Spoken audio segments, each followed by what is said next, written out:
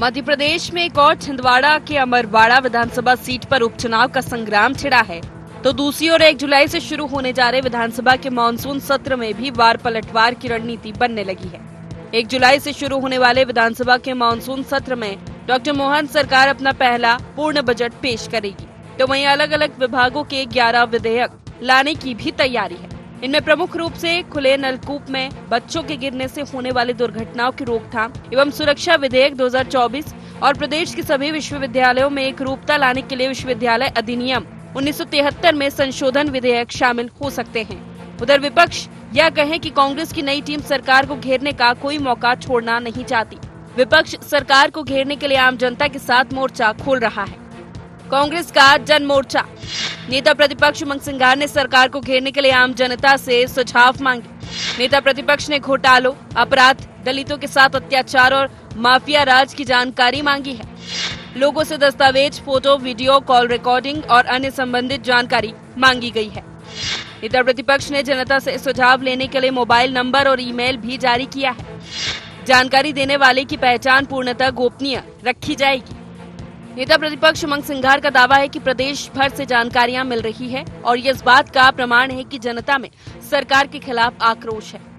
प्रतिपक्ष की एक भूमिका है कि आम जनता की आवाज उठाना, चाहे प्रदेश में कोई घोटाले हो, चाहे जनता जिनकी आवाज सरकार के कानों तक नहीं पहुंच रही, तो उस बात को पहुंचाने के लिए toll free number, WhatsApp number, miss call service चालू की है मैंने, और इसका एक लाभ भी हो रहा है। कई जगह से मुझे फोन भी आ रहे हैं, मिस कॉल भी आ रहे हैं, व्हाट्सएप पे लोग डेटा भी भेज रहे हैं। तो मैं यही कहना चाहूंगा आपके चैनल के माध्यम से कि आपकी बात को अगर सरकार तक पहुंचाना है और आपकी लड़ाई के लिए कांग्रेस पार्टी की तरफ से हम सब आपके साथ खड़े, इसका उपयोग करें। उधर कांग्रेस चुनावी वादों पर भी सरकार को कटघरे में खड़ा करने की तैयारी में है। पीसीसी चीफ जीतू पटवारी ने मुख्यमंत्री को पत्र लिखकर चुनावी वादों को पूरा करने को कहा है।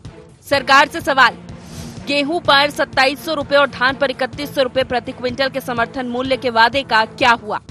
20 साल पुरानी सरकार का वादा और विधानसभा चुनाव में मोदी की गारंटी कब पूरी होगी? मोदी जी ने किसानों की इनकम डबल करने का सार्वजनिक वादा किया था, उसका क्या हुआ?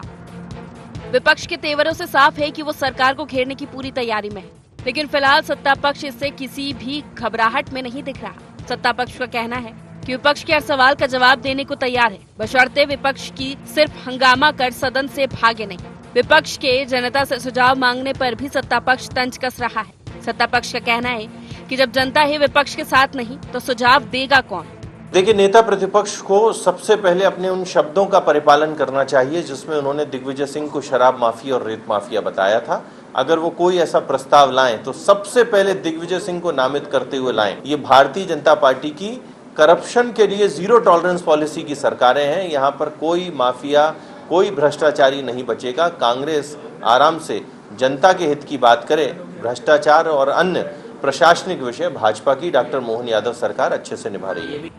मध्य प्रदेश विधानसभा का मानसून सत्र सत्ता पक्ष और विपक्ष दोनों के लिए महत्वपूर्ण है। सत्ता पक्ष की ओर से जहां सीएम डॉक्टर मोहन यादव की टीम पहली बार खुलकर मोर्चे पर होगी, तो वहीं विपक्ष की तरफ से पीसीसी चीफ जीतू पटवारी और नेता प्रतिपक्ष उमंग सिंघार के सामने भी अपने को पिछली टीम से बेहतर साबित करने की चुनौती है।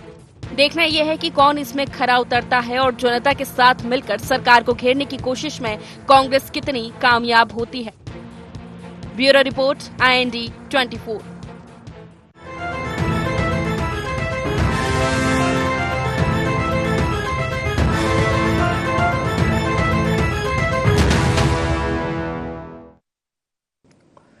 नमस्कार, IND एजेंडा सुझाव 2 में आपका स्वागत है। मैं हूं आपके साथ नवीन पुरोहित। चर्चा को विस्तार देंगे उसके पहले IND एजेंडा के मुख्य बिंदुओं की तरफ एक बार निगाह डालते हैं। सरकार को घेरने विपक्ष को क्यों लेना पड़ रहा जनता का सहारा? क्या जन सुझावों से सरकार को घेरने में कामयाब हो पाएगा विपक्ष? चुनावी वादों पर सदन में घिरेगी डॉक्टर मोहन यादव और मोदी जी की सरकार। नई सरकार, नए तेवर और कलेवर वाले विपक्ष में कौन पड़ेगा सदन में भारी? नमस्कार, इन्हीं सवालों के साथ चर्चा में आप सबका पुनः स्वागत है। तो मुझे सवालों के सुझाव दो। मेरे संग में चलने वाली, मेरे संग में खड़े होने वाली ये जो जनता है, विपक्ष कह रहा है कि मेरे सवालों के लिए मुझे सुझाव दो ताकि वो सवाल सदन के पटल पर रखे जा सके। लेकिन मुझे लगता है, जितना मेरा नॉलेज है, कि ये जो सवाल हैं, सदन में सवाल लगाने की अपनी एक समय सीमा होती है, और चूंकि 1 तारीख से विपक्ष और सत्ता पक्ष आमने सामने होंगे, सदन आहूत होगा, तो प्रश्न तो भेजे जा चुके होंगे, लेकिन फिर भी सवाल तो पूछे जा सकते हैं। उमंग सिंगार जी ने जनता से कहा है कि वो अपने सुझाव भेजें ताकि वो उन सुझावों पर अमल करके जनहित के सवाल सरकार के सामने खड़े कर सके। तो दोनों दल आमने सामने होंगे, और जो ये मानसून सत्र है वो बजट सत्र भी है, तो कौन किस पर गरजेगा, कौन कितना बरसेगा, कौन गरज चमक के साथ सिर्फ छींटे जैसा दिखाई देगा और कौन मूसलाधार होगा, ये देखना दिलचस्प रहेगा। क्योंकि पहली बार पूर्ण बजट प्रस्तुत करेगी सरकार, दूसरा चुनावों के बाद सरकार का ये पहला सत्र है जब सरकार सवालों के जवाब देती दिखाई देगी। सरकार को 6 महीने भी हो चुके होंगे, और यहाँ से सरकार की सही मायनों में अग्नि परीक्षा शुरू होती है। तो इसी मुद्दे पर करेंगे चर्चा। संतोष सिंह गौतम जी मुख्य प्रवक्ता हैं, मध्य प्रदेश कांग्रेस के हमारे साथ हैं। डॉक्टर वाणी अहिलवालिया जी मीडिया वार्ताकार, मध्य प्रदेश भारतीय जनता पार्टी के हमारे साथ हैं। रमेश शर्मा जी वरिष्ठ पत्रकार हमारे साथ हैं। आप समस्त महानुभावों का बहुत बहुत स्वागत है। तो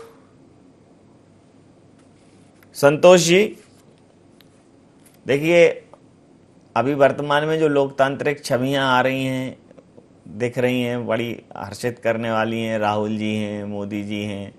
राहुल जी बहुत समय बाद किसी संवैधानिक पद पर आए हैं, तो लीडर ऑफ अपोजिशन के तौर पर अब वो देश की जनता की आवाज़ बनकर सरकार के सामने खड़े होंगे। ऐसा उन्होंने एक वीडियो भी ट्वीट किया। उन्होंने कहा है, मैं गांव, गरीब, किसान, जनता की आवाज़ बनूंगा। और उनकी वही आवाज़ उमंग सिंगार जी भी कह रहे हैं कि सुझाव मांगे हैं, और वो सुझाव जो है फोटो, वीडियो, कॉल रिकॉर्डिंग सब मांगा है। जानकारी भी गुम रखी जाएगी, उन गोपनीय रखी जाएगी। तो यहाँ भी सरकार से 2-2 हाथ करने का विचार है। ये सुझाव वाला आइडिया सिर्फ मीडिया स्टंट है या वाकई में इसमें गंभीर है कांग्रेस? देखिए नवीन जी, मैं एक बात स्पष्ट कर दूं कि जिस प्रकार से राहुल गांधी जी लोकसभा में विपक्ष के नेता बने हैं, मैं समझता हूं पूरी पार्टी में उत्साह का संचार हुआ है और मध्य प्रदेश कोई इससे अछूता नहीं है। और उमंग सिंघार जी ने अगर जनता से सुझाव मांगे हैं, जनता से कहा है कि यदि कहीं आपको परेशानी हो किसी बात की तो हमको सीधे वो सबूत भेजिए, या कहीं कोई भ्रष्टाचार हो रहा है, कहीं कोई अपराध हो रहा है, माफिया राज चल रहा है, तो उसके सबूत और उसकी जानकारियां हमें वीडियो या अन्य माध्यमों से भेजिए। तो मैं समझता हूं कि जनता को जोड़ने के लिए इससे अच्छा कोई प्रयास हो नहीं सकता था। उमंग सिंघार जी के मन में जो मुद्दे होंगे, जो उनके पास फीडबैक होगा, वो तो मुद्दे सदन में उठेंगे ही, लेकिन जनता को यदि हम सम्मिलित कर लेते हैं इसमें, तो प्रदेश की जनता को इससे लाभ ही होगा और सरकार को घिरने में अधिक मदद मिलेगी। और जीतू पटवारी जी ने भी इस बात को लेकर मुख्यमंत्री जी को पत्र लिखा है कि आप बताइए कि आप जब सदन शुरू होने वाला है उसके पहले जनता को ये तो बताइए, किसानों को ये तो बताइए कि जो 2700 रुपए गेहूं का समर्थन मूल्य की बात आपने कही थी, जो धान के समर्थन मूल्य 3100 रुपए की बात कही थी, मोदी की गारंटी, मोदी के वादे, बड़ी बड़ी बातें की गई थी, किसानों की आय दोगुनी करने के पहले ही आपके वादे फुस हो चुके हैं, वो कहीं धरातल पर उतरे नहीं। किसानों का लागत मूल्य 4 गुना बढ़ गया है, आमदनी लागत मूल्य से भी घट गई है। मैं समझता हूं कि इन सब मुद्दों पर सरकार को जवाब देना होगा। केवल पूरी बातें करके या पूरी दावे करके सरकार इनसे बच नहीं सकती। सरकार को यह भी बताना होगा कि पिछली बार का जो 23 और 24 का जो सालाना बजट था मध्य प्रदेश का, वो 55,000 करोड़ से बढ़कर इस बार 88 जो बजट था 3.5 लाख करोड़ था, और अब फिर से बजट बढ़ा 55,000 करोड़ का कर्ज था पिछली बार, इस बार 88,540 करोड़ का नया कर्ज लेने जा रही सरकार। जिसके बाद जो सरकार का कर्ज लगभग 4.5 लाख करोड़ का हो जाएगा। तो क्या कोई राजस्व के नए साधन डेवलप करने जा रही है? कैसे इसको सरकार पूरा करेगी चीजों को, कर्ज को कैसे चुकाएगी? मध्य प्रदेश के हालात इन कर्ज के बावजूद बाद क्या हो जाएंगे? इन सब पर सरकार को अपना दृष्टि, एक विजन देना चाहिए। जी, वाणी जी, भारतीय जनता पार्टी के सरकार के सामने सवाल खड़े करने के लिए कांग्रेस ने बाकायदा पूरे जनता से आह्वान किया है सोशल मीडिया के माध्यम से कि वो अपने सुझाव दें। साथ में उन्होंने ये भी कहा है, मोबाइल नंबर और ईमेल दिया है कि घोटालों, अपराध, दलितों के साथ अत्याचार, माफिया राज, अगर इन सब से कोई प्रताड़ित है तो वो फोटो, वीडियो, दस्तावेज भेजे, कॉल रिकॉर्डिंग भेजे। कांग्रेस अब आम जनता की, शोषित, दलित, वंचित की आवाज बनेगी। नमस्कार करती हूँ मैं रमेश जी को, संतोष जी को और आपको नवीन जी को। साथ ही में आपके जितने श्रोता हैं इस वक्त देख रहे हैं, आप सबको भी प्रणाम करती हूँ। जी बिल्कुल, मैं सुन रही थी जो कांग्रेस प्रवक्ता है वो जो बोल रहे थे। आश्चर्य की बात है कि लीडर ऑफ ऑपोजिशन के ऊपर उनको इतना भरोसा है, संभवतः उनके नेता है तो होना भी चाहिए, परंतु जो पुराना इतिहास बताता है कि राहुल गांधी के एब्सेंटिज्म सदन से लगभग औसतम दर से भी कहीं कम थी। मतलब वो बहुत ज्यादा छुट्टी मनाने जाते थे, क्वेश्चनर सेशन होता था तो वहां से गायब होते थे।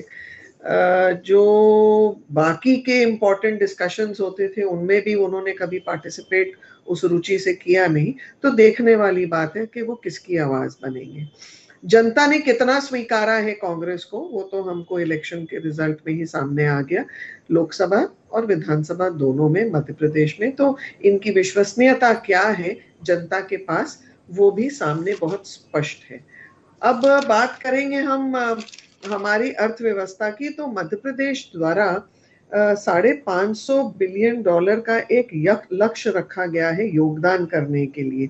तो उसी तरफ एक समृद्ध और एक स्वर्णिम मध्य प्रदेश की ओर कदम बढ़ाते हुए हमको ये ध्यान में देना चाहिए। बहुत बड़े बड़े अर्थशास्त्री हैं कांग्रेसियों के पास, तो जो मैं बोल रही हूँ उसका अनुमान ये लगा सकते हैं, डेट जीडीपी रेशियो जो है 30 है मध्य प्रदेश का।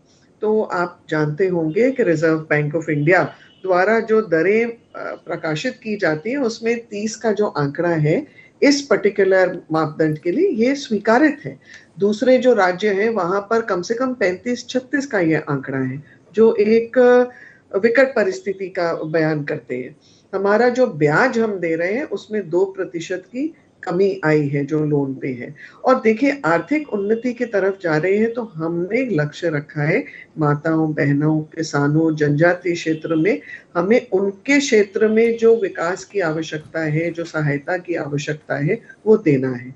तो कहीं आयुष्मान योजना के तहत अगर हम एयर एम्बुलेंस दे रहे हैं जिसमें गरीब परिवारों को भी लाभ मिले एयरलिफ्टिंग का, अगर हम कहीं पर ये कर रहे हैं कि जनजातीय क्षेत्र में एजुकेशन इंस्टीट्यूट्स शुरू कर रहे हैं, हम कहीं इरिगेशन फैसिलिटी शुरू कर रहे हैं, हम इंफ्रास्ट्रक्चर पे और सड़कों पर ध्यान दे रहे हैं, तो कहीं ना कहीं यहाँ पर हम उन्नति कर रहे हैं। हमने ये भी सुनिश्चित किया है कि फॉरेन इन्वेस्टमेंट भी आए और देश की भी इन्वेस्टमेंट कॉरिडोर्स यहाँ पर खुले। और एफडीआई के तहत लगभग 1500 या 1600 करोड़ रुपए का निवेश एक साल में हुआ है। तो धीरे धीरे कदम बढ़ा रहे हैं और 2022-23 में जीएसडीपी में एक 7.06 की वृद्धि भी हमें मिली है। तो हम जानते हैं कि प्रति व्यक्ति आय में भी वृद्धि हुई है। जैसे जैसे हम नए नए आयाम खोलेंगे, नवाचार करेंगे यहाँ पर इस प्रदेश में, वैसे वैसे आर्थिक उन्नति होना सुनिश्चित है। जी, प्रतिक्रिया ले लेता हूँ। रमेश जी, देखिए, सरकार कर्ज ले रही है और चूंकि ये बजट सत्र भी है, मानसून सत्र भी है, पहली बार ऐसा सत्र है जिसमें मानसून सत्र में बजट आ रहा है। तो बजट की अपनी क्वेश्चन होते हैं और मानसून सत्र चूंकि खेती किसानी का समय होता है, उस समय पे भी तमाम समस्याएं रहती हैं। अब ये जो सबसे सवाल मंगाकर, सुझाव मंगाकर वो सरकार को घेरने की तैयारी है, जीतू पटवारी जी ने भी पत्र लिखा है। आमतौर पर सदन में ये सब होता है, लेकिन ये थोड़ा व्यापकता दिखाने की कोशिश की है कांग्रेस ने, क्या इस पर मंशा रही होगी? देखिए, मोटे तौर पर निश्चित रूप से ये कांग्रेस की एक रणनीति है और जमीन से जुड़ने की रणनीति वाकई ये एक अच्छी रणनीति है और इससे जो कांग्रेस का जो कार्यकर्ता है निचले स्तर का वो चार्ज होगा। मोटे तौर पर इससे ये पहली बार नहीं है कि जन सुझाव लिए जा रहे हैं। विपक्ष में अगर आपको ध्यान हो 1977 में जब चुनाव की घोषणा हुई थी तब विपक्ष ने भी कहा था इस तरह के हम सुझाव दीजिए ऐसा करके। तो कुल मिलाकर के ये कांग्रेस की रणनीति जनता से जुड़ने की रणनीति है और जिस तरीके से कांग्रेस में नेतृत्व परिवर्तन हुआ है तो स्वाभाविक रूप से दिल्ली में जो सफलता मिली है उससे कांग्रेस में एक उत्साह भी है और वो उत्साह मध्य प्रदेश में भी लौटे। हालांकि जिन राज्यों में उनको सफलता मिली मध्य प्रदेश में उतनी सफलता नहीं मिली, तो कहीं ना कहीं वो जो कार्यकर्ता की निराशा है वो इससे दूर होगी और जनता के जो सुझाव आएंगे वो सुझाव कितने उठेंगे ये तो अभी कुछ कहा नहीं जा सकता, क्योंकि विधानसभा में एक प्रक्रिया होती है कि आपको प्रश्न उठाना है वो कितने दिन पहले उठाना है, ध्यानाकर्षण कितने दिन पहले उठाना है। इसके अलावा पिछले कुछ दिनों से अगर आप विपक्ष की रणनीति को देखें तो वो कार्रवाई में हिस्सा लेने के बजाय शोर करने में ज़्यादा जोर देते हैं। हंगामा, बैल में आ जाना, बातचीत को नहीं सुनना, उस पर बहिष्कार करना, उस पर वो ज़्यादा जोर दे रहे हैं। अब ये सुझाव के आधार पर चर्चा में कितना हिस्सा लेंगे ये आने वाला समय बताएगा और वो जो जनता के सुझाव आएंगे उसको किस रूप में सामने रखेंगे, क्या बजट की चर्चा में सामने रखेंगे या उनको लहरा करके सामने रखेंगे? ये सर जो सवाल अभी आएंगे, जैसे अब एक प्रक्रिया कर दी है कि आप सवाल पहले ऑनलाइन भेज दो, कोरोना के समय से वो प्रक्रिया है, तो अब ये जो सवाल आएंगे और पूरे प्रदेश भर से सवाल आएंगे तो आपको लगता है कि इन सवालों को बाकायदा उस कंपाइल करके अब पूछा जा सकेगा, उतना समय बचा है कि प्रक्रिया में लाए? ये समय तो अब बचा नहीं और ये जो निर्णय है जैसा कि मैंने कहा है वो जमीन से जुड़ने का निर्णय है। और वैसे भी आप देखें राजनीतिक दल कोई भी हो, वो भाजपा हो कि कांग्रेस हो, सरकार भी कई बार किसी किसी मुद्दे पर सुझाव मांगती है, उसमें से कितने सुझाव इम्प्लीमेंट हो पाते हैं? पॉलिसी सारी कमरे में बैठ करके आईएएस बनाते हैं, वो सारे के सारे सुझाव रखे रह जाते हैं। क्योंकि आपको भी अनुभव होगा सरकार का, कोई सी भी सरकार रही हो, मुश्किल से मंत्रियों की जो चल पाती है वो 10% चल पाती है, 90% सरकार जो है वो कहीं और से ही चलती है, कोई सी भी सरकार रही हो। तो कुल मिलाकर के ये जो सुझाव आएंगे इस पर सवाल पूछा जाएगा, इसका तो भविष्य बताएगा, लेकिन जनता से जुड़ने की एक रणनीति अच्छी रणनीति है जी। तो संतोष जी, जनता से जुड़ने की तो रणनीति, इस बात का तो आपको संतोष रहेगा, लेकिन अगर सवाल ज़्यादा आए, जनता का संतोष ज़्यादा रहा तो कैसे न्याय कर पाएंगे? क्योंकि सदन में सवाल पूछने की जो एक निर्धारित प्रक्रिया है उसमें अब समय तो है नहीं उतना।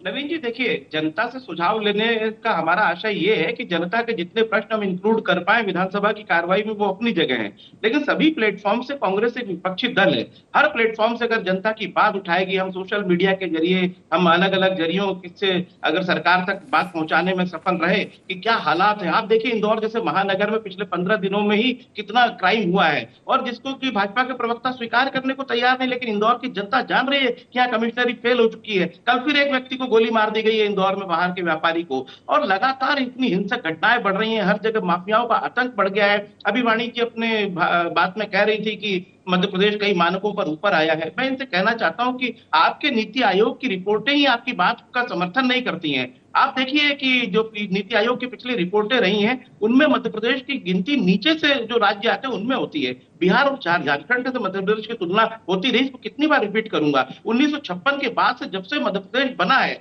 इतिहास का सबसे बड़ा कर्ज इस बार सरकार लेने जा रही है। क्या राजस्व के नए साधन डेवलप करने के बारे में 6 बार जो इन्वेस्टर्स मीट हुई, 15 लाख करोड़ के एमओयू जो साइन हुए, वो धरातल पर कहां है? क्यों हमारे युवकों को, नवयुवकों को, बेरोजगारों को दूसरे राज्यों में पलायन के लिए मजबूर होना पड़ रहा है? क्यों 37-38 लाख रजिस्टर्ड बेरोजगार मध्य प्रदेश के रोजगार कार्यालयों में दर्ज है?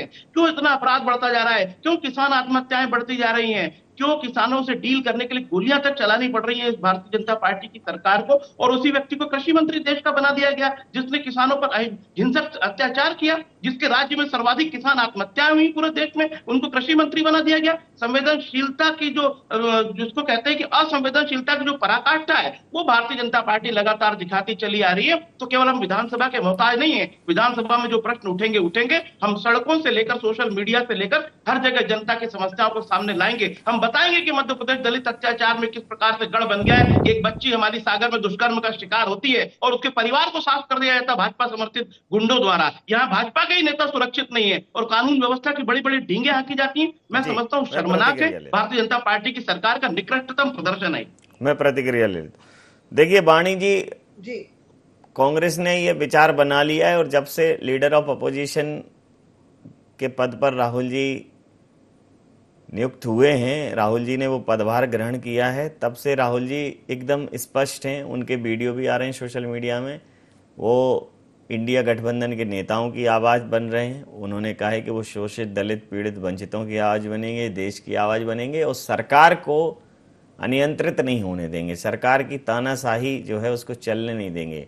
तानाशाही पूर्ण रवैये का भरसक विरोध करेंगे और वही कांग्रेस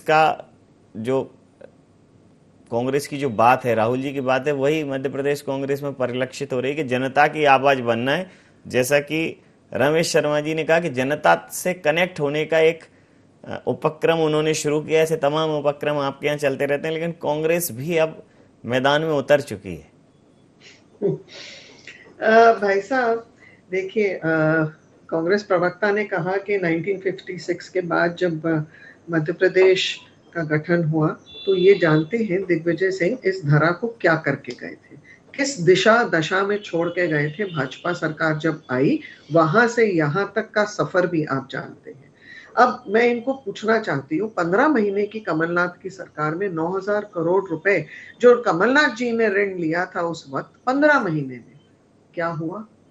उन्होंने लिया था स्कीम्स और योजनाओं के तहत लाभ पहुंचाने के लिए जनता को, बट वो तो स्कीम्स भी कई बंद कर दी। और ये दुष्कर्म की बात करते हैं तो दुष्कर्म की राजनीति तो इनके प्रदेश अध्यक्ष करते हैं, घर जाके वीडियो बनाते हैं और उसको वायरल करते हैं।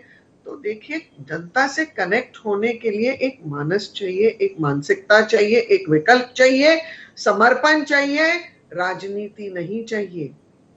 आपको अगर जनता की हितैषी बनना है तो आपकी मानसिकता ऐसे राजनीतिकरण करना हर दुर्भाग्यपूर्ण विषय के ऊपर शोभा नहीं देती है।